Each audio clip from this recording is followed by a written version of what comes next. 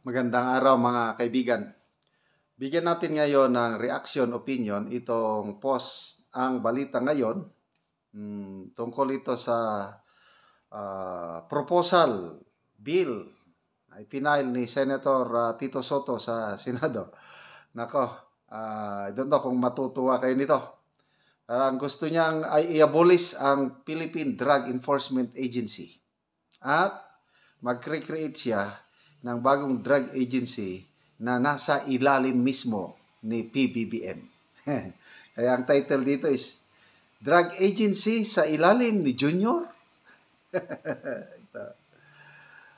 PRDA ang mangyayari, PRDA.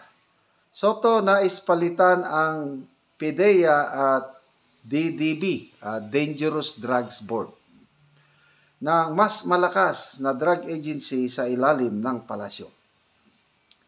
Muling inihain. Ibig sabihin, hinain niya ito noon, hindi lang pumasa. Ganun ba yun? Excuse me. Muling inihain ni Senate Minority Leader Vicente Tito Soto III ang panukalang batas na lilikha ng Presidential Drug Enforcement Authority, PRDA, isang bagong ahensyang direktang nasa ilalim ng Pangulo na papalit sa Philippine Drug Enforcement Agency at Dangerous Drugs Board, DDB. Sabi.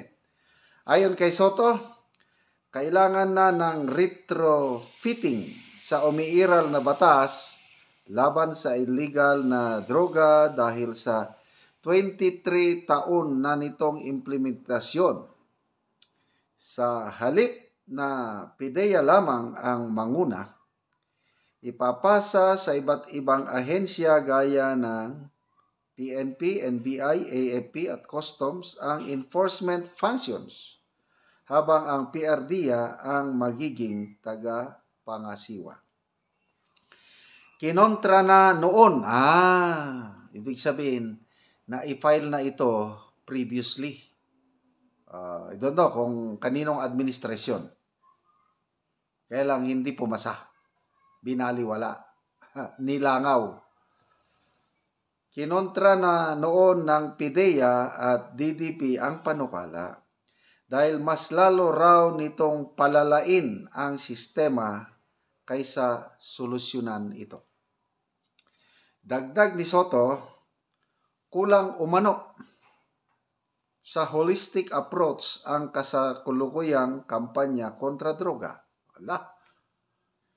So, ibig sabihin, binatikos, hindi maligaya si Senator Soto sa kampanya ng droga ng PBBM admin. Kulang Kulang umano sa holistic approach ang kasakuluyang kampanya droga. Enforcement lang daw ang nakatutok, habang ang edukasyon, rehabilitasyon at prevention ay tila naiwan. Layunin ng PRDA na pagsamahin at i-monitor ang 4 na haligi ng anti-drug campaign, enforcement, prosecution, prevention at rehabilitation.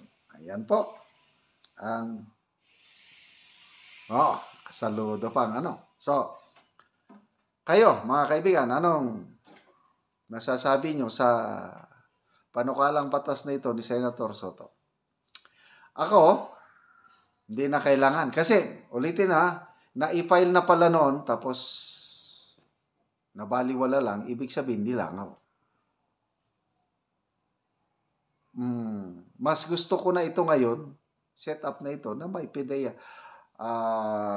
Depende yan sa Depende yan sa vision of leadership ng panahon ni PRRD, dahil talagang walang sinasanto. Talagang maraming nagawa sa paningin ko, sa opinion ko. Maraming nangyaring maganda. Although hindi totally nawala ang problema sa droga, kailang nabawasan. Kasi marami akong napasyalan na nagsabi nga, Sir, wala nang droga dito sa amin.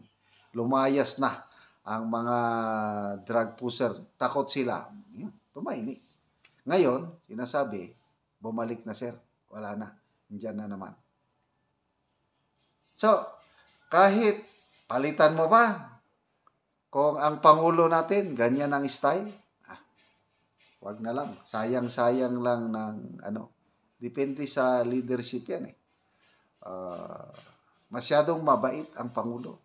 Ipinagmamalaki, ang dami naming nasamsam na ipinagbabawal na gamot. Mas malaki pa panahon ni PRRD. Tingnan mo yung nasamsam. Lumulutang lang sa dagat. Tapos biglang nagpakita na kuha ng mga mangingisda. Tinan over sa police. Ayun na, accomplishment na, pinagmayabang na ng Chief PNP. Ganon sila ka-effective. Kasi biglang lumutang lang ang mga droga sa but then if you go down to the streets, kausapin mo ang mamamayang Pilipino na namumuhay lang ng dyan sa ordinaryo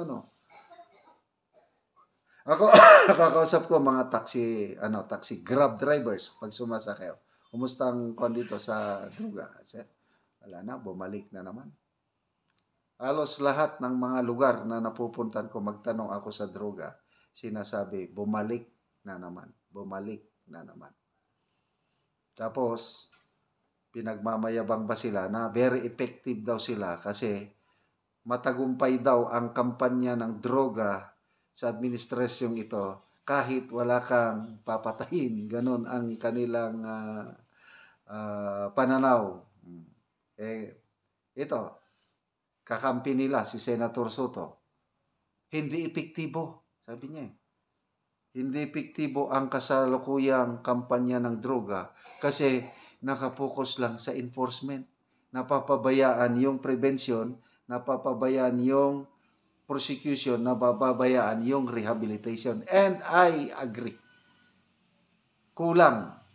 Ano yung kasabihan? Tinimbang ka, ngunit kulang. So, good luck sa panukalang batas nito ni Senator Soto.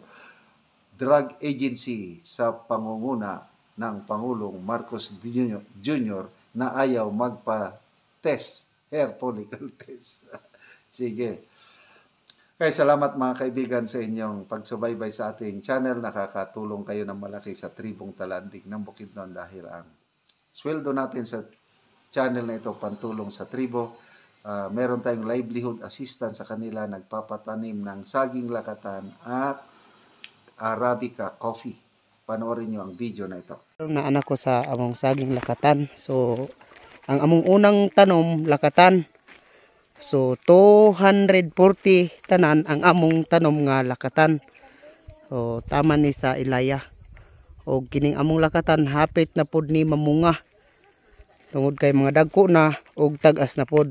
O gawas nga hinlo ang among lakatan, padayon pod mi ani sa pag-abono. Og pag-spray sa puradan.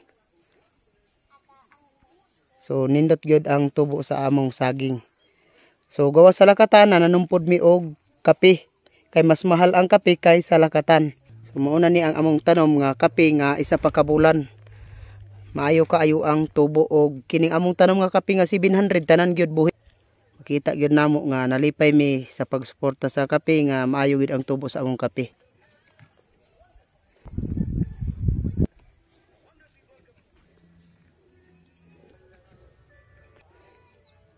So isa pa ka bulan ingon ani na gyud ang itsura sa among kape.